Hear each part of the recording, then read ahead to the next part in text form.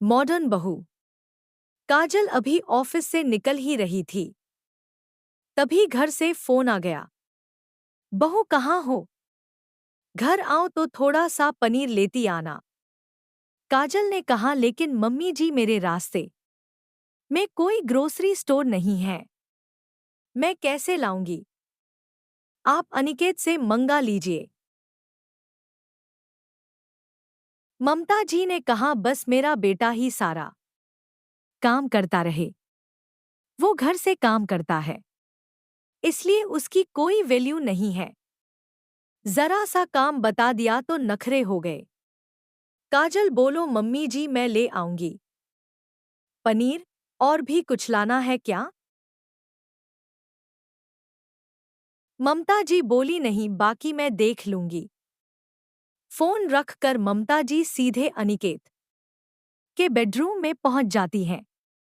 ममता जी अनिकेत से बोली, मैंने पहले ही कहा था कि नौकरी वाली लड़की नहीं चाहिए, लेकिन तूने एक नहीं मानी। अब जरा सा काम बोलो तो छूटते ही कह देती है, अनिकेत से मंगा लो। हम कभी अपनी सास के सामने जबान नहीं खोलते थे। अनिकेत बोला, मम्मी क्या लाना है? मैं ला देता हूं। ममता जी बोली, नहीं, तू कुछ नहीं करेगा, वो ही लाएगी। अगर नहीं संभाल सकती तो छोड़ दे नौकरी। इतना सुनाकर ममता जी तेजी से मुड़कर किचन की ओर चल देती हैं। काजल पनीर लेकर घर पहुंचती है तो देखती है ममता जी अपने बेडरूम में है। वह जल्दी से बेडरूम में जाकर उन्हें पनीर देती है। ममता जी बोली, मैं कब से तैयारी करके बैठी हूं। तेरे ससुर जी जल्दी खाना खा लेते हैं, अब पनीर आया है, कब सब्जी बनेगी? हमें तो भूखा ही मार दो। काजल की आंखों में आंसू भर आते हैं। काजल बोली, मांजी आप बैठिए, मैं अभी 5 मिनट में खाना बना देती हूँ। काजल जल्दी से किचन में पहुंच जाती है, हाथ धोकर खाना तैयार करने लगती है। सबको खाना खिलाकर देर तक सारा काम निपटाने के बाद वह अपने बेडरूम में पहुंचती है। थक कर चूर होने के कारण कपड़े बदल कर सोने की तैयारी करने लगती है। अनिकेत ने कहा, काजल मैं जानता हूं, सब कुछ मैनेज करना बहुत मुश्किल होता जा रहा है तुम्हारे लिए। तुम चाहो तो नौकरी छोड़ सकती हो। काजल बोली, अनिकेत ये मेरे करियर का सवाल है, घर बैठ कर करूंगी क्या? मैंने शादी से पहले ही आपको बता दिया था कि मैं नौकरी करूंगी। अनिकेत बोला, मैं मना नहीं कर रहा हूं, लेकिन इतना वर्कलोड, फिर घर का काम, तुम्हारी सेहत भी तो ठीक रहनी चाहिए। काजल ने कहा, मम्मी जी को भी तो यह सब समझना चाहिए। एक मेड तक नहीं रखने देती, सारा काम बहू से ही करवाना है। जब हम कमा रहे हैं तो एक मेड तो अफोर्ड कर सकते हैं। अनिकेत ने कहा, चलो मैं एक बार फिर बात करता हूं मम्मी से। काजल बोली, कोई फायदा नहीं है, वो सोचेंगी कि एक काम की बहू से कह दी तो उसने बेटे को भड़का दिया। मुझे सोने दो, सुबह ऑफिस जाना है। काजल और अनिकेत की शादी को 4 साल हो चुके थे। इन 4 सालों में काजल ने बहुत कोशिश की कि अपनी सास का मन जीत सके, लेकिन ममता जी को हर बात में कमी नजर आती थी। अगले दिन काजल ऑफिस जाती है। वहां लंच में वह अपने डेस्क पर बैठकर खाना खा रही थी। तभी स्वीटी उसके पास आती है। स्वीटी बोली, क्या बात है, अकेले बैठकर लंच कर रही है? लगता है तेरी सास ने आज कुछ स्पेशल रखा है तेरे टिफिन में। इस पर काजल ने कहा, अपनी ऐसी किस्मत कहाँ, यहाँ तो खुद बनाना पड़ता है। सुबह सबके लिए नाश्ता, फिर खाना, यही सब शाम को। स्वीटी ने कहा, तुझे अपने ससुराल वालों से बात करनी चाहिए। या तो मेड रखें या तुझे काम करने में हेल्प करे। काजल बोली, कई बार कोशिश कर चुकी हूं, कोई फायदा नहीं है। स्वीटी बोली, तेरे पति को भी कुछ दिखाई नहीं देता?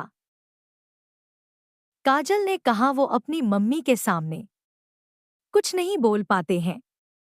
कभी कभी ऐसा लगता है कहीं भाग जाऊं सब छोड़कर।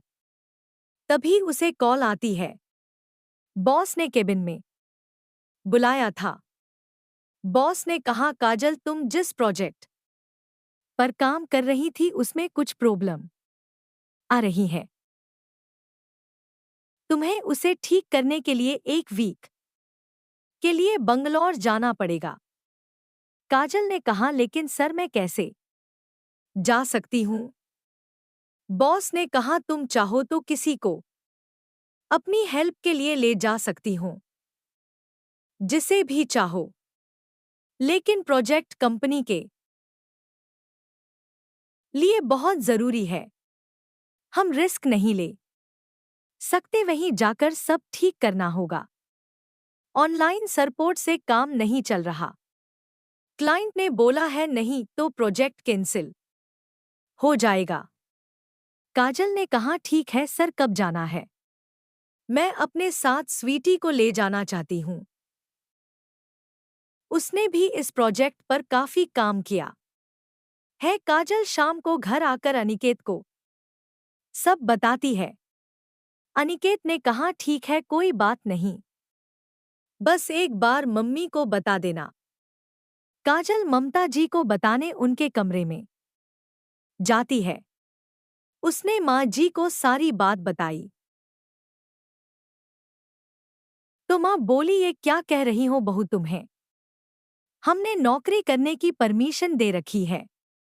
इसका मतलब ये नहीं कि अकेले सैर सपाटा करने चली जाओ। यह सब नहीं चलेगा। मना कर दो या जॉब छोड़ दो। काजल बोली, लेकिन मम्मी जी, बहुत जरूरी प्रोजेक्ट है। ममता जी ने कहा, हमने भी दुनिया देखी है। यह सब बहानेबाजी हम अच्छे से जानते हैं। इस पर काजल बोली, मम्मी जी, मैं कोई बहाना नहीं बना रही हूं। आप जो समझो, लेकिन मुझे जाना पड़ेगा। काजल यह कहकर वापस अपने बेडरूम में आ गई। ममता जी पीछे पीछे आकर अनिकेत को डांटने लगी। ममता जी बोली, बेटा, हमें वृद्धा आश्रम भेज दे। जब बड़ों की कोई इज्जत ही नहीं है तो क्या फायदा यहाँ रहने का? फिर तुम दोनों सैर सपाटा करते रहना। अनिकेत ने माँ जी को समझाते हुए कहा, मम्मी, वो सैर सपाटा करने नहीं जा रही है। जरूरी काम है, मैं समझता हूँ, मुझे भी कभी कभी जाना पड़ता है। ममता जी बोली, तेरी बात अलग है बहू, ऐसे नहीं जा सकती। तू सोच ले, अगर तुम्हें अपनी मनमानी चलानी है तो हमें वृद्धा आश्रम छोड़ आ। काजल की आंखों से आंसू बह रहे थे। तभी दरवाजे पर डोरबेल बजी। अनिकेत ने जाकर दरवाजा खोला। अपनी बहन सुधा को देखकर अनिकेत चौंक गया। अनिकेत बोला, क्या हुआ सुधा, तू रो क्यों रही है? और इस वक्त सब ठीक तो है? सुधा अनिकेत के गले लगकर रोने लगी। ममता जी बोली, बेटी क्या हुआ? तू इस वक्त कैसे आ गई, वो भी अकेली? सुधा माँ से लिपट कर रो रही थी। बहुत देर तक बेटी को चुप कराने के बाद सुधा बोली, मम्मी वो पूरी फैमिली के साथ कनाडा शिफ्ट हो रहे हैं। मुझे यहाँ छोड़ गए क्योंकि मैं उनकी फैमिली में फिट नहीं हो पाती हूँ।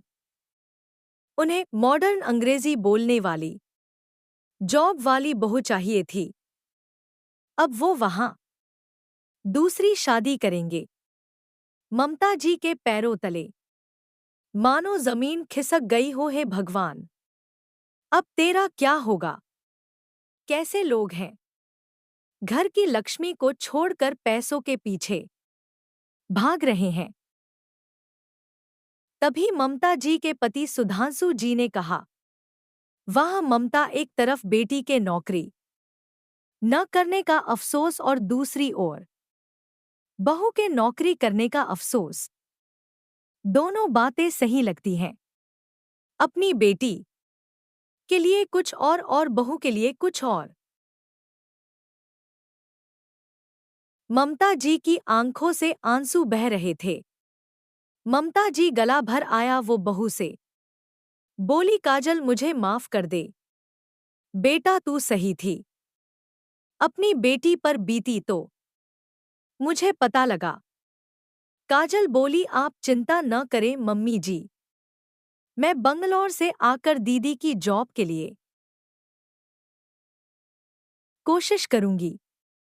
साथ ही हम केस भी दर्ज कराएंगे। ममता जी सोच रही थी, जैसी भी है बहू सबको निभा तो रही है, साथ ही नौकरी और घर दोनों मैनेज कर रही है। काजल सोच रही थी, ससुराल जैसा भी है लेकिन सब साथ तो हैं। थोड़ा एडजस्ट करने में क्या बुराई है। दोस्तों, यह कहानी हमें यह सिखाती है कि परिवार के लोग चाहे जैसे भी हो, हमें परिवार को टूटने से हमेशा बचाना चाहिए तथा प्रेम से मिलजुल कर रहना चाहिए।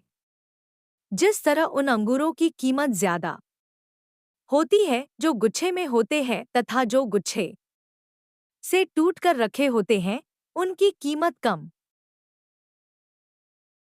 ठीक उसी प्रकार जब हम परिवार के साथ मिलकर रहते हैं तब हम अधिक शक्तिशाली अनुभव करते हैं तथा सारे सुख दुख मिलकर वहन करते हैं। इससे कितना भी बड़ा दुख हो, व्यक्ति अंदर से टूटता नहीं है क्योंकि परिवार के लोग उसके साथ होते हैं।